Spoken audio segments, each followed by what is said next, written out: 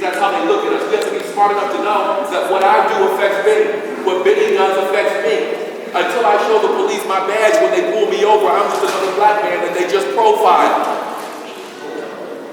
It doesn't matter that I have a college education. It doesn't matter that I'm an honorably discharged veteran. None of that matters. They just see my skin. So we have to want to represent ourselves and the future and each other in the best light possible.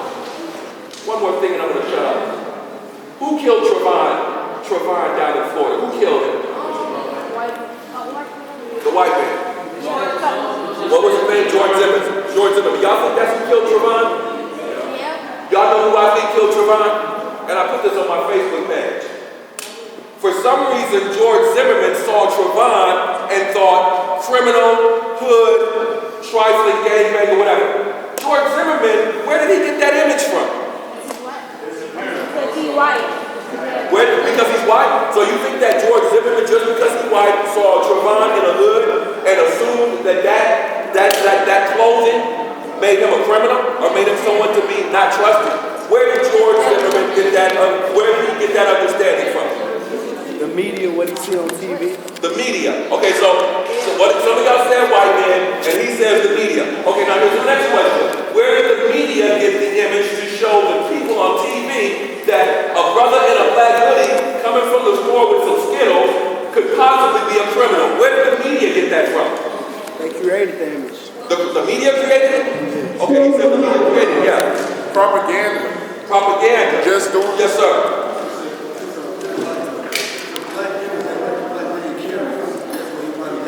Let me tell y'all something. Every brother out there gang is responsible for Trayvon's death. When y'all see the hip-hop videos, what do we put on? So we tell the world that if we're dressed a certain way, that I'm going to do a crime. And then we get upset when the world regards us the way that we tell them we are. The media didn't put hoodies on black folks and make us say we were criminals. The media didn't get pictures of us in hoodies and then start putting them up on poster boards. We get on music videos, we get on TV, and we assimilate, we show the world that who we are as young black men is associated by what we put on. And then we get mad when they kill us and lock us up and profile us for representing to them that means we're criminals. I tell my brothers all the time that we do this in my frat. I can go to jail in 30 minutes if I put on the right amount of clothing and stand on the right corner. I can go to Cook County Jail and I'm a police officer, a badge carrier. If I want to go to prison on my block in K-Town, I can go stand with my mans and them down at the end of my block, put on what they got on, and run up on a couple cars back and forth, and within 30 minutes to an hour, the people coming for me. They don't know what I'm doing. I might just be speaking to people. But because I'm dressed, and that dress has been portrayed throughout the world, not just our country, we have shown the world in our rap videos that we don't respect our women.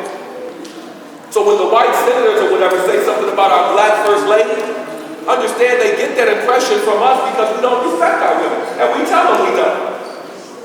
When they lock us up and shoot us or profile us, understand we are partially responsible for that because that's the image we give the world of ourselves. It's called self-accountability and responsibility, young folks. We've got to be responsible for what we tell the people, young man in the purple shirt. We got to be responsible for what we convey to people, right? And we can't fault other people for treating us the way we told them we are. Now, let me say something. I have to say this, but I have to say something. Now, I want them to give y'all, give them your full attention, but what you say, see, when you got that back, you do that. You say, no, you are responsible for this. You play it on, you don't have to lie. You don't have to listen to it. But if you, each individual here, each young people here, they can understand that you are a star player in your own life. You don't have to be a star player in your own life, but you only think based on proper information, this is what you get. You can't blame nobody else. You hear this, you ain't paying attention, because when you go outside, you're going to get caught up. That's what you're going to do. I'm not fronting you off, you front yourself off. You got to understand what you're doing. Because you know what? You are my future.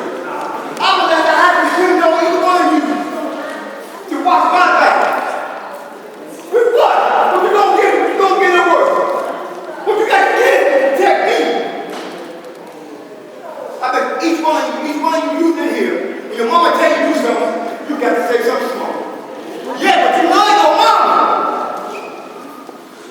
How you gonna get small through that carry you 9 months? And then from the age of the embryo to 6 months, she took care of you. How you gonna get up your mama and let your side? Who told you to do that? Where you get that from? Who you rolling with? Y'all don't think. You can't do it for everybody else. You need to do you. And you don't know what that is. So why are you saying that? You don't know what you is. Because you ain't took time out to look at yourself in the mirror when you look at you. And ask yourself that question. That's a private question. That's not a question you ask me, but you ask it to me. That's a question you ask yourself on the day 100, as y'all say. Every day. So you just have to listen to what you say and listen to what you don't say. Y'all need to be real with yourself. Because you ain't lying to me. All the people lie to me in this room is you. You are a responsible person right here. Like I told you, you drive this show. You drive the show. You better start learning how to drive on the rear. Because I don't want you in the back again. See, I can't afford to leave you behind. I got to keep struggling to pull you forward. So that takes everything that is necessary. So when you hear this, all the negative stuff, you gotta understand. Do I have to listen to this here? Do I gotta be a part of this here? Or can I be accountable to myself and my well-being? What do I got to say right now? Hey, let's go to the next question. Real quick thing. Fellas, doubling back on a couple of topics. In terms of what Mr. Alexander said is exactly on the money. Dog, quit sagging the jeans, putting on the hoodies. It's been wintertime. We've been watching teenagers walking around in hoodies. Like, where's that winter coat? Look at this young man. Watch this. What do you want to be when you get done with college? I want to be a pharmacist or physical therapist. Very specific, right? Very specific. He's dressing the part already. He's carrying himself. He don't have on no hoodie. He can walk into work with any one of us. That's right. So, number one, try to step out your box, man. Don't worry about what's going on in your hood. Be different from the hood. Take a couple of days. I challenge each and every one of you today to challenge yourself this week. I don't care how wealthy your family is, how poor you are. These things are available. You can ask any of us up there for. Wear a shirt and tie this week somewhere. You're on spring break. Just try it. See how many cats your age don't even bother you. If you don't believe me, ask the urban prep guys. They ready for the future. Alright? So, dress the part. Guess what? This also talks to what the mentor talked about. You don't have to have, this brother ain't got no low self-esteem. He crispy, top to bottom. Because why? He knows what he wants to do. He's already got himself on that track. God has counted every hair on your head. Box cut, low cut, twisty, dread. He know how many there. So that means you have a great value already. Each and every one of you has an immense value. And none of us up here can begin to tell you what that value is for you. So there's no reason for you to carry yourself down here, right? Because you've been created uniquely and for a unique purpose. Each one of you has a job in life, a purpose you have to complete. So every day you get up, your value of yourself should be here. I don't care if you need a haircut, I don't care if you need new gym shoes, any of that. Don't worry about that. All that's going to come if you do what you have to do and you stay focused. Really quick. How many of you are familiar with ghetto opulence? Anybody else show hands familiar with ghetto opulence? Okay, let me show you this really quick. This is it. Right here, I need you to focus.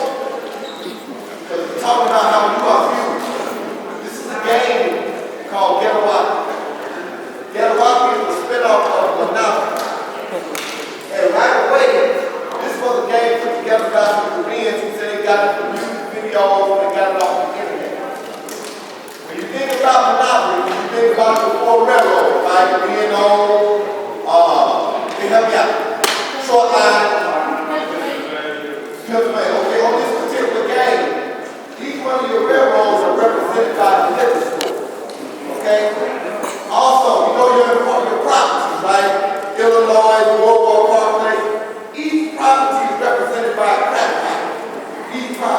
in the inside of the game, you got hustle and yellow slash cards. This is the last thing I'm going to tell you about this particular game and how you use it. You know the pieces to Monopoly.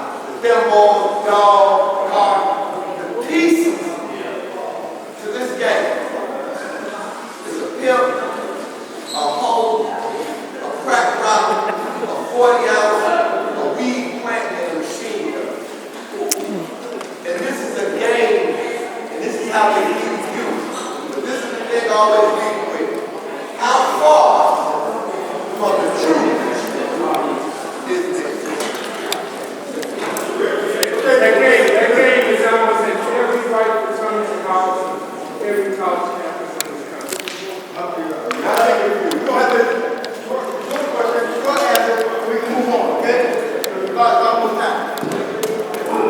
The question is status discussed to Great. There you go.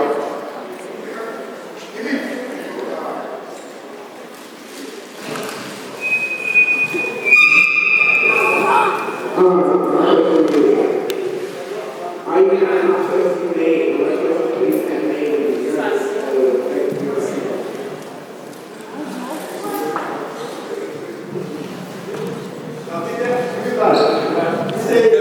Unfortunately, there are no do-overs in life, okay? I always like to say this. I will never say what I just said the same way I just said it ever again. Follow me. I will never say what I just said the exact same way I just said it ever again.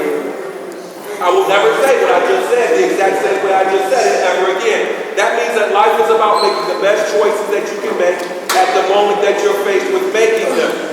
Which is why at your age now it's a blessing to be given the information to make the best choices so you don't have to be 25, 30, 35, 40, learning how to make those right choices. Now, you're going to make some wrong choices, yes you are. Regardless of all the proper tools given to you, you're going to get some curveballs in life and make some wrong choices.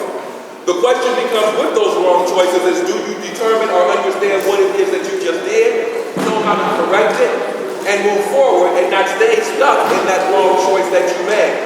All right?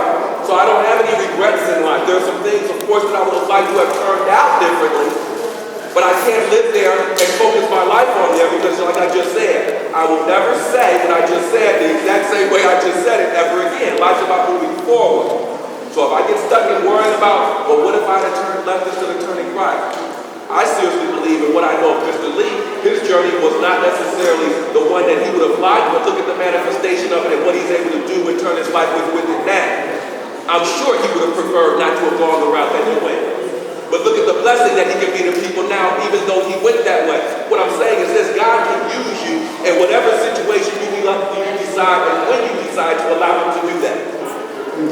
Okay? You want to take 2 seconds, guys. At first, oftentimes I find myself saying, man, I wish I would have did that, I wish I would have did this, man, I could have been where I want to be right now.